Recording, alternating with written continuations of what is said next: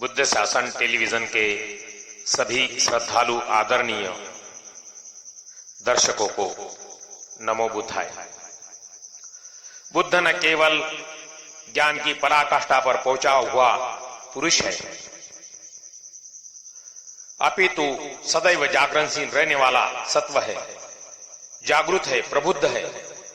वह पारापार से परे है, वह आवागमन से परे है, वह भावातीत है। ऐसे बुद्ध और उनके धम्म का श्रवण तथा उनके मार्ग का अनुसंधान करने वाले भिक्षु अर्थात संघ, ये तीनों पूजनीय है, वंदनीय है। यही उत्तम शरण है, यही कल्याणकारी शरण है। बुद्ध धम्म और संघ की यह शरण जीवन में शील, समाधि और प्रज्ञा को धारण करके ही ग्रहण की जा सकती है। यह शरण अत्तदीपोभव में सन्निहित है। किसी आश्रय स्थल में इसे ढूंढना बेकार है। वह बहुजन हिताय, बहुजन सुखाय के रूप में विद्यमान है। इसमें व्यक्ति और समाज दोनों का ही भला है। जहां एक और मंगलकारी कल्याण की भावना ही इसका मूल है, वही दुखों की मुक्ति का आगाज भी है। दुखांत प्राप्ति अपने दुखों की विमुक्ति के लिए नाना शरण में जाते हैं, परंतु वे अपनी ही शरण को नहीं खोजते हैं। उनके ये शरण स्थल उन्हें सभी प्रकार के दुखों से विमुक्त नहीं कर सकते हैं, परंतु बुद्ध धम्म और संघ की शरण उसकी मुक्ति का निश्चित उपाय है। यह शरण अपने को जागरूक करने में छिपी है, अन्य और कहीं नहीं है। बुद्धों की शिक्षा है कि किसी भी प्रकार का पाप कर्म न करे, भला ही भला करे और अपने चित्त या मन को शुद्ध प्रबुद्ध करे। क्षमा को महान तप और निर्वाण को महान शांति बताया गया है। दूसरों को पीड़ित करने वाला श्रमण नहीं हो सकता, बुद्ध के मार्ग का यात्री नहीं हो सकता है, वह निर्वाणगामी भी नहीं हो सकता है।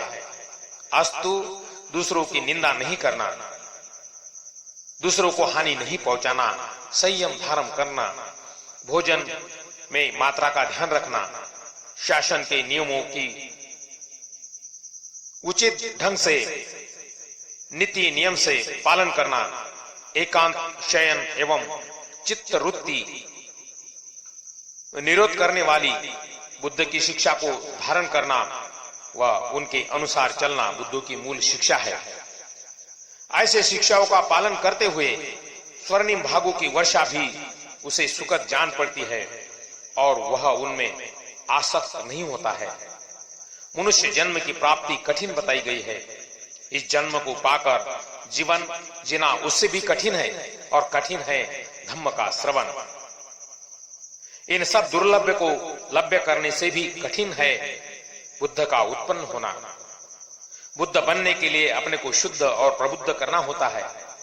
सभी राग, द्वेष और मोह से चित्त को रिक्त करना है और वह एक जीवन में तो कदापि संभव नहीं है। पारमिताओं के कठिन प्रमाण है।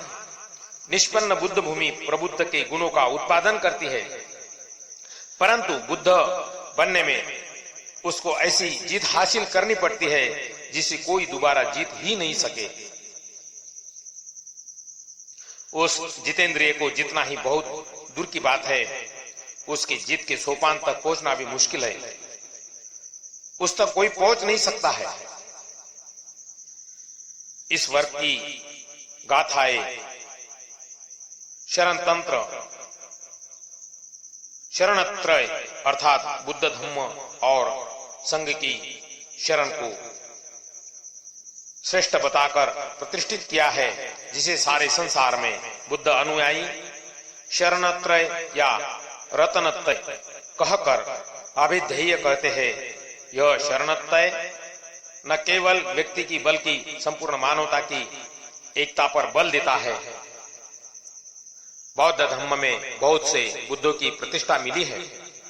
प्रत्येक बुद्ध और सम्यक संबुद्ध की अवधारणा भी बुद्ध धर्म में बहुत से बुद्धों की अवधारणा को साकार करती है। प्रत्येक बुद्ध बोधि को प्राप्त करते हैं वे अपना उद्धार करते हैं, निर्वाण प्राप्त करते हैं एवं परम अमृत में प्रतिष्ठित होते हैं, परंतु वे लोगों के उद्धार हेतु धम्म चक्र प्रवर्तन का प्रचार नहीं कर पाते। सम्यक संबुद्ध लोगों के उद्धार के लिए सद्धर्म का प्रचार करते हैं, जिसके लिए वे सत्य शास्त्रा और भगवा यानी भगवान भी कहलाते हैं। ऐसे ही सम्यक संबुद्ध की शरण निश्चय कल्याणकारी है। सभी बुद्ध का एक ही मार्ग है, सभी बुद्ध एक ही मार्ग से चलते हैं, एक ही मार्ग की घोषणा करते हैं, उनका एक ही धम्म होता है, तभी उनको सनातन कहते हैं। ऐसे मार्ग के दाता बुद्ध सर्वत्र या हर समय नहीं मिलते हैं। इनकी उत्पत्ति कठिन है। एक समय में एक से अधिक बुद्ध उत्पन्न नहीं हो सकते हैं, परंतु प्रत्येक बुद्ध एक से अधिक हो सकते हैं। वस्तुतः अपने ज्ञान की प्रकृति को जागृत करना व उस जागरणशील प्रकृतियों में स्थित होना ही बुद्ध प्रकृति का प्रस्फुटन है। भवतु सब मंगलम, सबका मंगल हो, सबका कल्याण हो, सभी को तथागत के धम्म की प्राप्ति हो, सभी सजीवों में मंगल मैत्री का वास हो। साधु साधु साधु।